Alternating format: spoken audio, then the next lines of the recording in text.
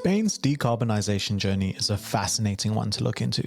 The country is known for being an early adopter of renewables, but the same isn't necessarily true when it comes to the decarbonisation of its transport sector. In fact, although there are some very positive policies, uptake has been a bit slow, especially when we compare with other European countries.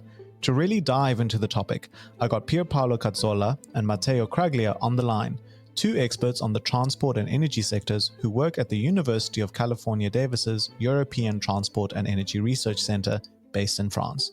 Both have worked at the International Energy Agency and International Transport Forum, advising governments on a range of energy and transport topics. I'm Yusuf Latief, and this is episode 1 of the special edition Energy Transition miniseries. Enjoy the episode. When it comes to mobility in Spain, what is the current state of its decarbonization? In particular, how have things been faring on the e-mobility front? Matteo, do you want to give some insight? So for decarbonizing transport, we're strong believers that electrification will play the largest role in the decarbonization of the sector. And Spain has made significant progress on electrifying its transport fleet. The latest numbers, hot off the press, for the first half of 2025 are that 17% of new car sales were electric. So that's not bad, 17%. It's and I would add even in June, just the June numbers are 20%. So there is progress driven by the EU's emission standards. However, we have to also contrast that then with other countries in Europe, and the European numbers was 24% in 2025 compared to 17%. So Spain should arguably be at least in line with the European average, but is making progress, and the government has put in place a large number of subsidy programs to help promote the adoption of electric vehicles. In many of these countries, especially in Southern Europe, subsidies are still seen as being necessary to help consumers make that jump into cars that are more expensive up front, while they may not be more expensive over the lifetime of the vehicle. So Spain has offered subsidy schemes for a long time, even since 2009, and up to today has already spent around 1.3 billion on subsidies. So they've put the money where the mouth is, I'd say, but they could do more, basically. They currently offer around 4,500 euro for the purchase of an electric vehicle, either a plug-in hybrid or a battery electric vehicle. But there have then been a few political challenges with those subsidy schemes as well. So it was cancelled in January by the Spanish Parliament, notably by a coalition of the rights-leaning parties, and then was hurriedly restarted again in April. And at the moment, now this latest round for this year allocates around 400 million towards subsidies for electric vehicles. However, there are some caveats with that, unfortunately. 200 million of those 400 million are to pay for subsidies from last year that still haven't been paid out. So there's been some challenges with handing out subsidies, which starts to reduce trust in the system and reduce the adoption of electric vehicles. So there's already been significant delays. Often people had to wait more than a year to get their subsidies after having purchased their vehicle.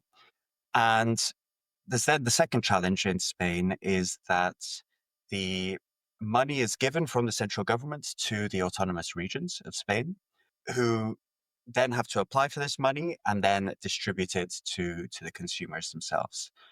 And when this new subsidy scheme was announced in April, the regions had 3 months to apply for this money, but only, I think, around 10 regions didn't apply in time by July, meaning that, that's going to further delay subsidies being distributed in these countries. So there's been, I guess to sum up, there has been notable adoption of electric vehicles, but some of the real challenges has been in the actually distributing those funds to consumers, and has been sort of the implementation of the policy and the relationship between sort of central government and these autonomous regions. Pierpaolo, anything to add there? A couple of things.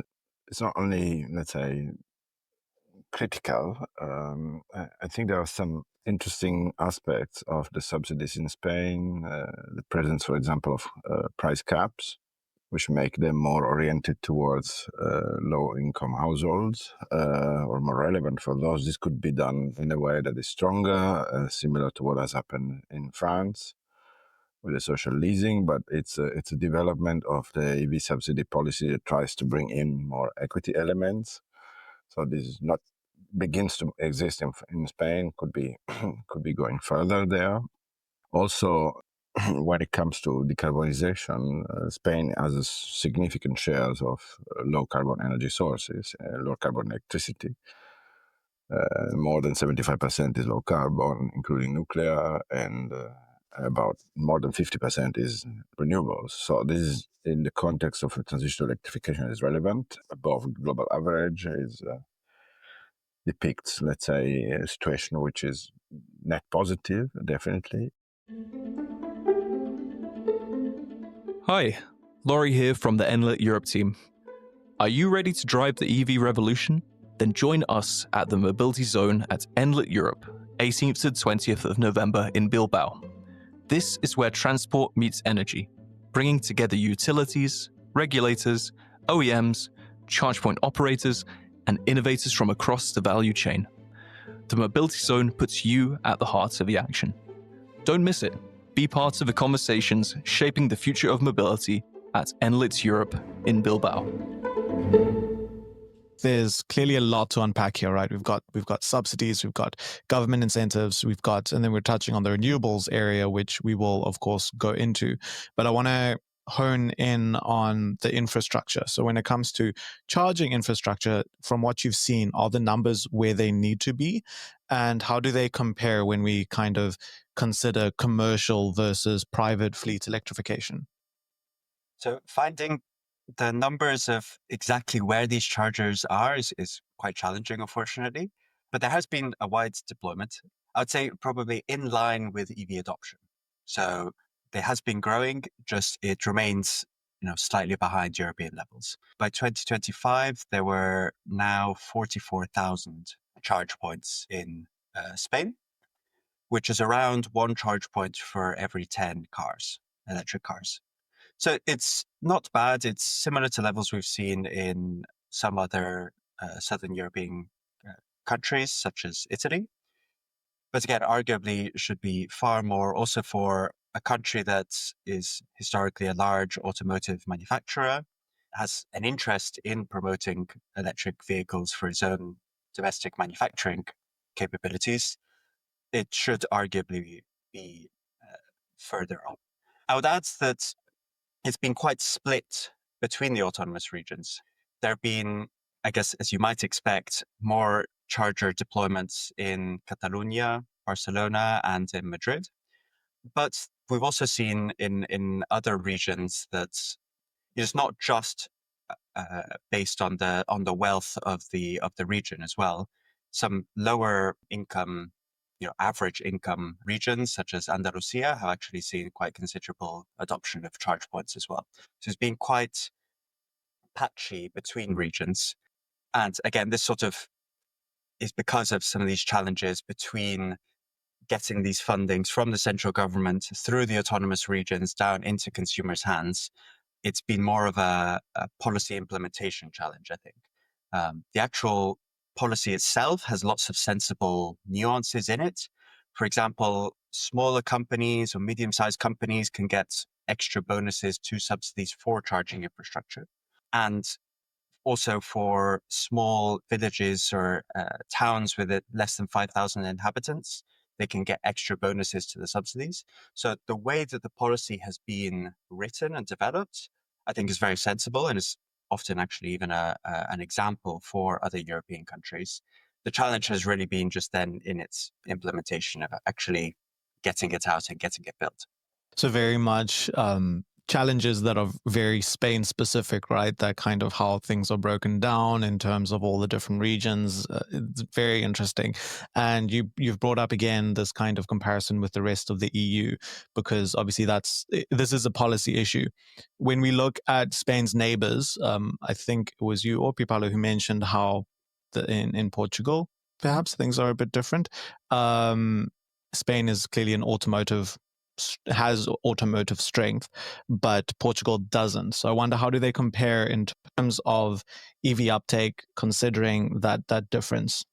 This is a really interesting comparison between Spain and Portugal, because you would think that they would be in a very similar position and that Spain, as the wealthier of the two, would be further ahead. And nothing could be further from the truth.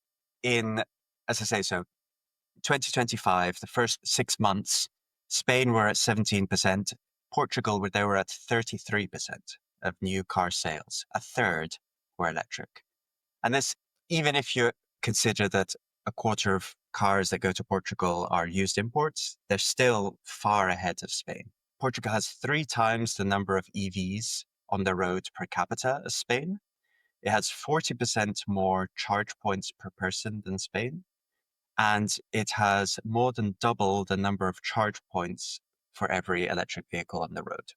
So they've really been ahead, and I think there's lots to learn there.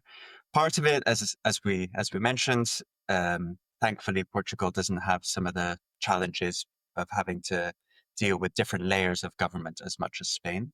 But things that I think have been particularly successful in Portugal has been for companies that they can fully exempt the purchase of a battery electric vehicle from VAT and company taxes.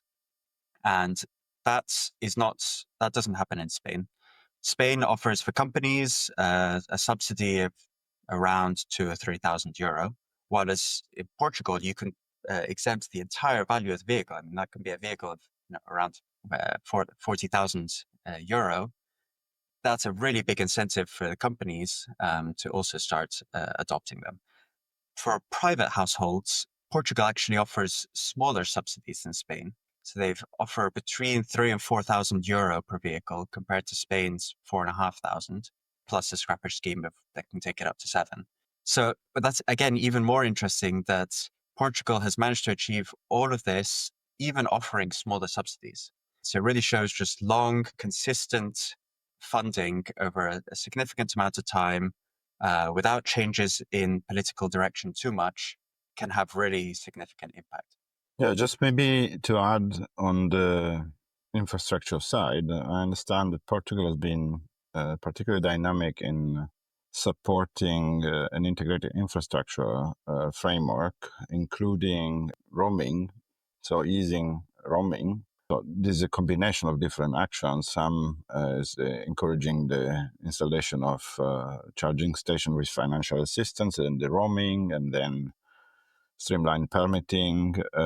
So this also led to eased as EVs, as the number of EVs grew, is the development of the infrastructure. Normally they go in parallel. The more electric cars you have, the higher is the density of the charging infrastructure for economic reasons. If you don't have vehicles, the economic case for the infrastructure is weaker. So it's weird to see one popping up enormously while the other one doesn't follow, and vice versa.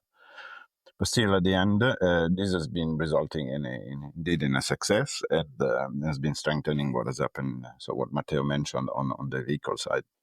I think just to build on there are clearly a lot of strengths to talk about here, a lot of advantages that both countries have in different respects, right? And Pierpaolo, earlier you mentioned how in Spain especially there's this low carbon uptake, low carbon technologies, and that's what they're kind of known for. They've got huge renewables.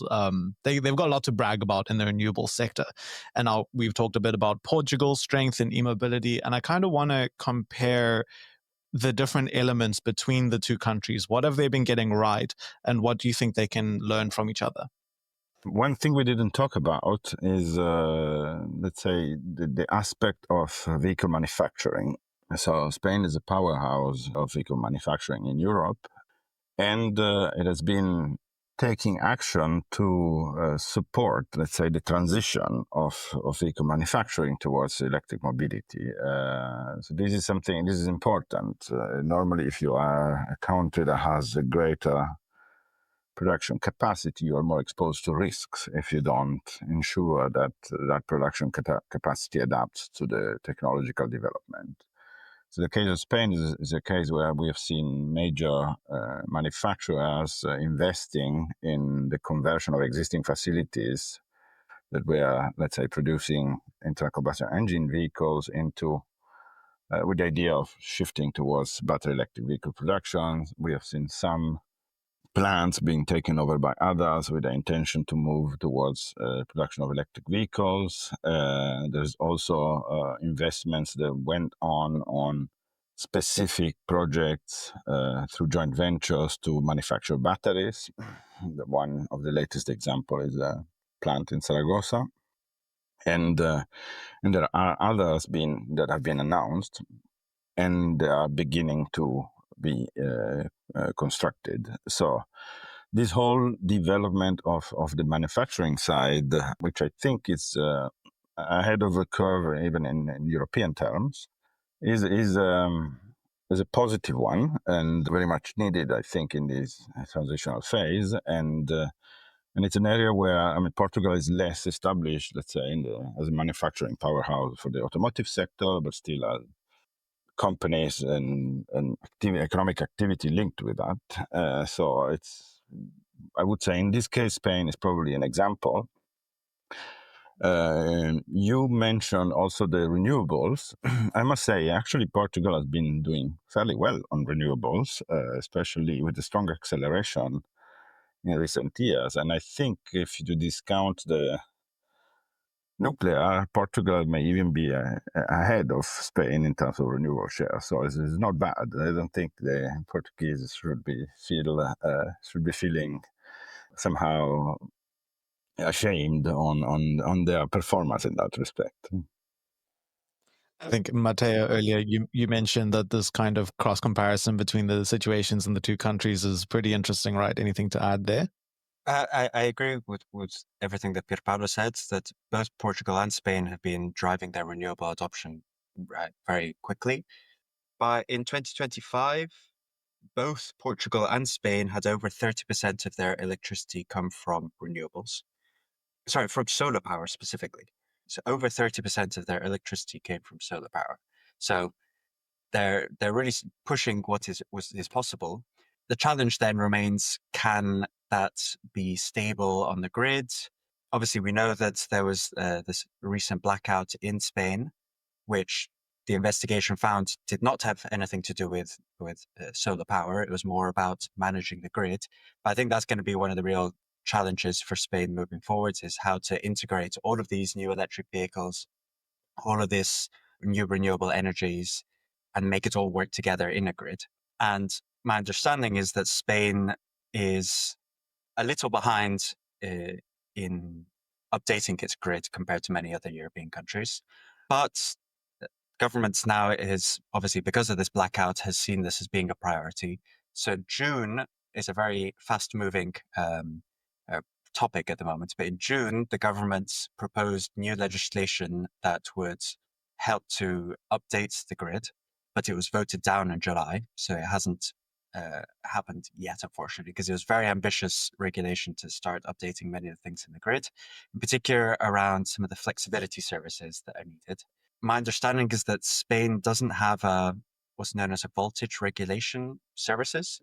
And this in particular is having batteries on the grid to even out the dips in electricity demand linked to renewables and sort of link supply and demand.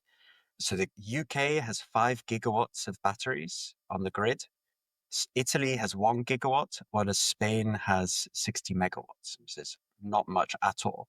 And so they have much solar, but they don't yet have all of this additional infrastructure, whether it's batteries or grids, to then make that work in a super reliable manner.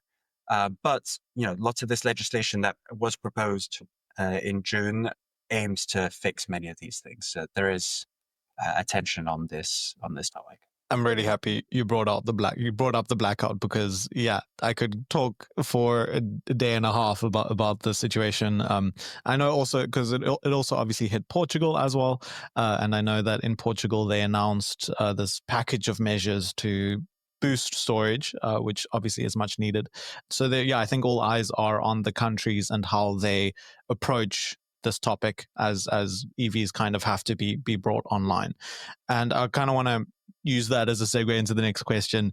We've talked a bit now about the hurdles, perhaps storage being one of them, and their integration onto the grid. What are the most significant challenges when it comes to really ensuring that there's widespread EV adoption in Spain? And on those challenges, how realistic do we feel that they can be overcome?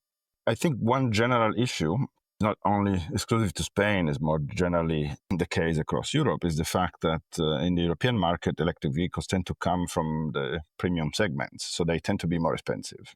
And of course, for Southern European countries, this is a bigger challenge. In general, the income per capita is lower, and this means that access to more expensive vehicles is more challenging. So Spain is part of that. I think part of what can help Spain is a generalization of the availability of EVs across different market segments. In a way, the Spanish government has been pushing for that by putting, for example, the caps on the subsidies, price caps on what can actually be subsidized. I think also that the fact that the European regulation is moving up will generate greater availability. And so that can actually help also specifically Spain to embrace more strongly the electric vehicles. Second aspect is the administrative complexity and the delays that were mentioned by Matteo earlier. It's proven, let's say, that if you immediately can see the effect of the public policies on your wallet, so you're happier about trying to make an investment decision than if you don't. So in that sense, and I think that the difference between Portugal and Spain, which adopted slightly different approaches there, is telling. So that's probably an evolution, let's say, of the way, the framing of the subsidy programs, so that they don't lead to complexities and delays in terms of delivering the benefits. This, I think, could also help. There's work, I understand, also to do on the avoiding fragmentation in charging networks. Again, a good example in Portugal in terms of like ensuring easy access, no matter where you are, for different EV owners. And then there's the reform of permitting, which is not only related with the grids, but also related with charging installations, which is something that has been accelerating over the past few years after the Repower EU plan, I would say across the EU, but still needs specific member state policies for like accelerating and easing implementation. So I would mention, maybe more coordination between local, regional, and national authorities, given the challenges that Matteo also flagged on this topic, would also help.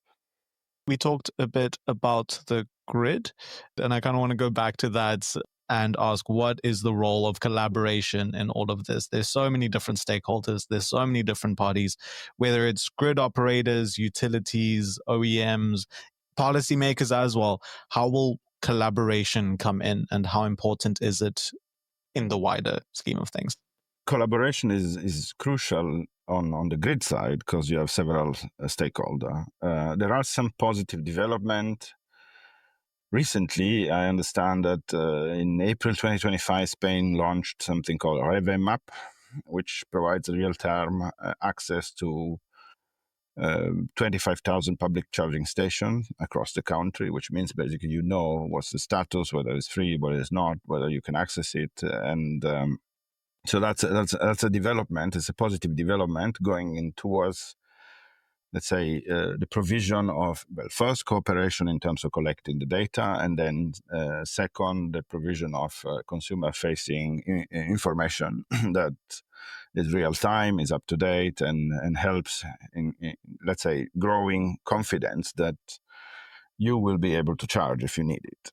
So that's a good thing. There are other examples of partnerships.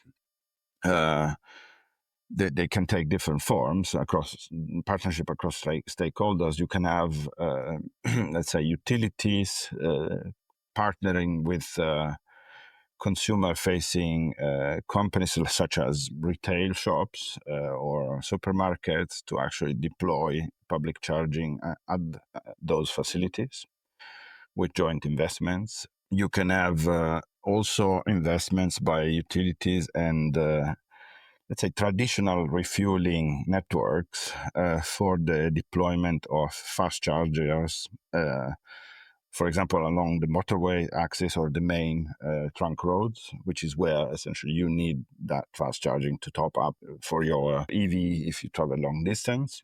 So there are examples on these. I understand, for example, in Spain, Iberdrola has been partnering with BP on these, amongst others.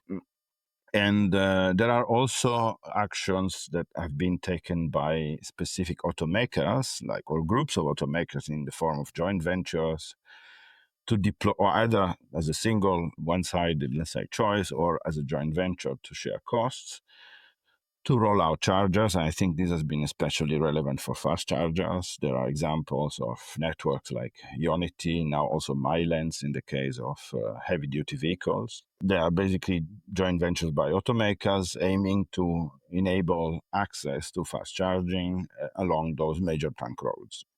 Challenges there are on the price, because you need competitive pricing in order to ensure a high capacity utilization.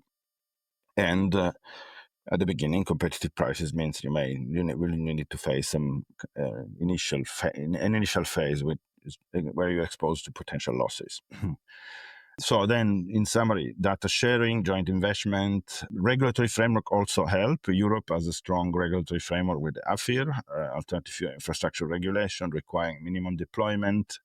So combination of public investments, we mentioned subsidies before, this can be strengthened, and then the better job done by Portugal in terms of ensuring an integrated network of chargers and roaming. So this is an area, let's say, of improvement. This initial,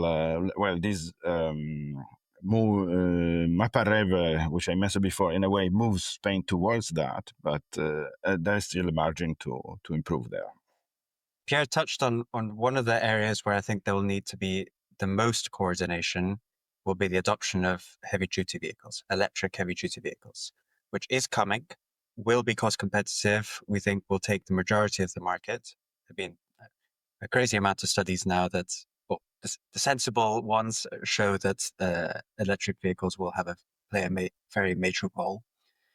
But that really does require top-down coordination led by the government to make sure that there is sufficient charging infrastructure in place.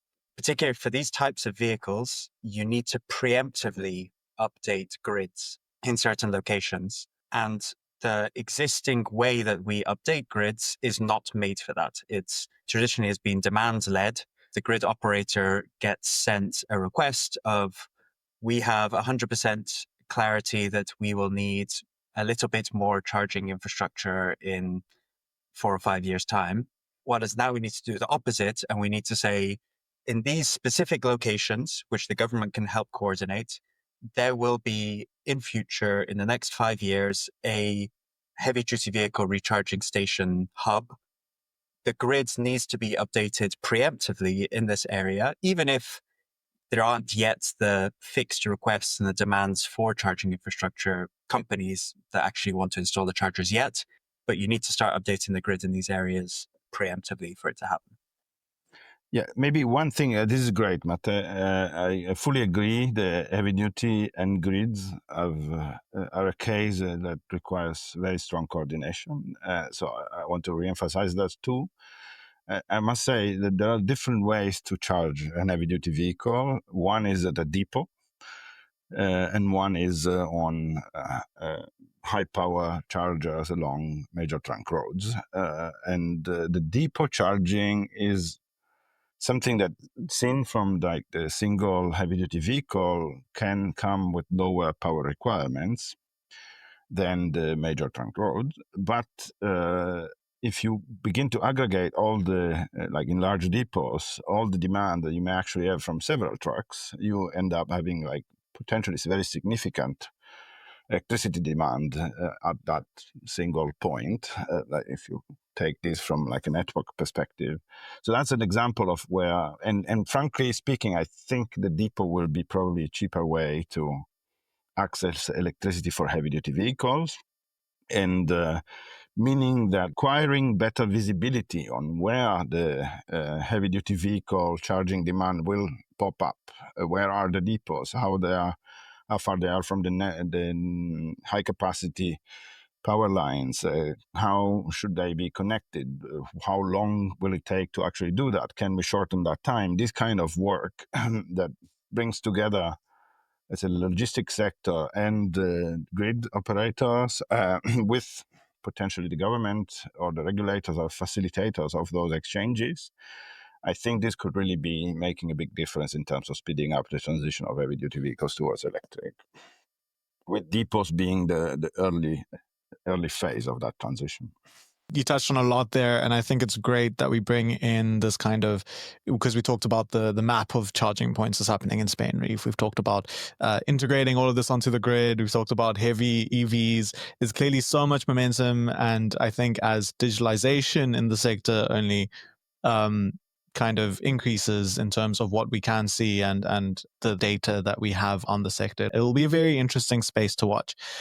Speaking of that momentum, and we've talked a lot now, I think we've kind of created a very good picture of how things are going in terms of decarbonization of the sector and in terms of e-mobility. But do you think there will be space for any alternative technologies to assist with the decarbonization of the sector? Okay, I think Matteo mentioned this a few times, and so I'll reiterate it. I think we're both convinced that it will be hard to beat the transition towards electric mobility when it comes to road transport. And this is the case for light and heavy vehicles, and it's driven by reasons that have to do largely with economics. Electric vehicles are far more energy efficient than any other technological option. The low carbon electricity has already become, I would say, very attractive from a price point perspective. Batteries, including for stationary storage, have falling prices. So the strength, although now we need public support, as Matteo mentioned, with the subsidies, but also for like supporting the technological transition on the industrial side.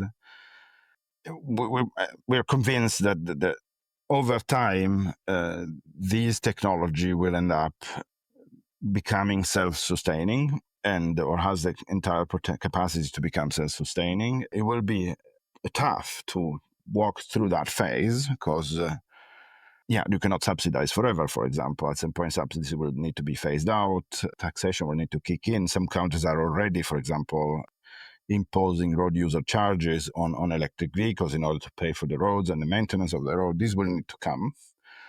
In a steady state environment, that needs to be paid by the EV. In the transition, we will need to help with that. But we're convinced that then it's going to be really hard for other technologies to compete. Candidates include hybrids, but hybrids still rely on fossil fuels in the context of a transition. You will need to reach net zero. So that remaining reliance on fossil fuels is going to be a challenge. They can be complemented with biofuels or synthetic fuels, but the, let's say, well-to-wheel emission reduction of biofuels depends a lot on the way the biofuels are produced. History shows that we have been relying for the bulk of the biofuel production on food and feedstocks, which are now being phased out according to European legislation. And unless, net of major change in the whole agricultural sector towards, let's say, low carbon fertilizers, precision agriculture, so lower use of fertilizer overall, it was going to be difficult for biofuels to be available at scale in a way that is aligned with the requirements of the reducing emissions. E-fuels are an alternative, but they are currently very expensive. They require enormous amounts of electricity, so they're much less energy efficient in that respect compared to e-mobility. So although potentially they could come at price points that compete with biofuels, if you have like enormous amounts and very cheap renewable electricity available. So still on the top of it, you will still need chemical plants to make conversion. So it's going to be a challenge. E-fuels are derivatives of hydrogen. Hydrogen per se can be an energy carrier, but it's a very complex molecule to handle. And transport is a very distributed energy demand compared with, let's say, industrial uses. So producing it on site, it's possible, but it's not going to be easy. And also fuel cell vehicles, which are the best way from an energy efficiency standpoint to use hydrogen, remain much less energy efficient than battery electric. So we see structural challenges for alternatives, and we think irrespective of even if some of these manage to succeed, this would happen, let's say, not without a parallel, very significant role of electrification as a way to enhance energy efficiency in any case, and enhance and ensure cost optimization. So voila. I think you put it nicely that it has to happen in parallel. Matteo, anything to add? People like to talk about, what is the role of these different fuels? I'm going to be quite controversial and say that they're an afterthought, that the vast majority is going to be electric. And there's so much debate on, what is the role of these? Like, they might be, they're the niche applications to fill in what we can't do with electricity. And what we can do with electricity just continues to expand and expand and expand. Electric buses, for example, should all be electric. In Spain, in 2025, only 18% of new buses were electric, compared to Romania, Latvia, Hungary, Lithuania, Netherlands, Belgium, Sweden, Denmark, all had almost 100% of their new buses were electric. So Greece and Romania have almost 100% of their buses are electric, and Spain is still at 18%. This is an easy win. We know it's cost competitive. Yes, you have to do a bit of upfront investment, but that'll last you forever, for the next more than one vehicle lifetime. That's a no-brainer, and that should be where the discussion lies, rather than trying to think about where some particularly challenging fuel, how that could fit into it, is their afterthoughts. And another example someone we work closely with, and Andreas Kamel from truck manufacturer Traton always likes to bring up, is if you want an example of why hydrogen isn't going to happen, look at China today. Where China today, hydrogen is available at €3 per kilogram. It's fossil hydrogen, and it's still not being adopted. So, if everything is in place in theory to have cheap hydrogen, but electric buses are still cheaper, and they're the ones being adopted. So, we can learn also as Europe, looking at what others are doing, and the leading market at the moment is China. So again, just as further proof that it's not really going to happen anytime soon. Perhaps that's a little controversial, but I think sometimes these hard things need to be said for us to actually stop debating and start acting and start getting vehicles on the road and getting the infrastructure built to support them. On the plus side, let's say, for these alternative fuels, there are sectors, in particular aviation and maritime, where, especially long-distance aviation and long-distance maritime transport, where it's going to be really hard to make sure that we're going to succeed just with electrification. So those sectors will probably need fuels, also in a very low-carbon environment. So those are probably the sector where there's the greatest merit in considering seriously what can happen from sustainable biofuels and potentially also e-fuels. I do think that if you look at how stakeholders in those sectors are acting, there is a really serious consideration of this. There is concern, for example, that if biofuels get used at scale in road, there won't be sufficient supply to cover the needs of aviation and maritime. There are people in the aviation sector that cheer the development of electric mobility in road. So because that will free up availability of lower carbon fuels at lower cost points for the aviation sector, for example. So there are sectors where these things will matter, where these options will matter. We're just thinking that for road transport, given the technical and commercial and economic circumstances, electrification will play a stronger role. Pierpaolo, Matteo, thanks again for joining us on the Energy Transitions podcast. To you, the listener, I hope you enjoyed this first episode, diving into all things Spanish e-mobility. Tune in next week, where I will have as a guest Jorge Munoz Riesco, head of smart mobility for utility giant Iberdrola. In the episode, we will be discussing further e-mobility in the country, but with a more in-depth conversation around elements like smart charging, vehicle-to-grid technology, and the evolving nature of collaborations between the automotive and the energy industry.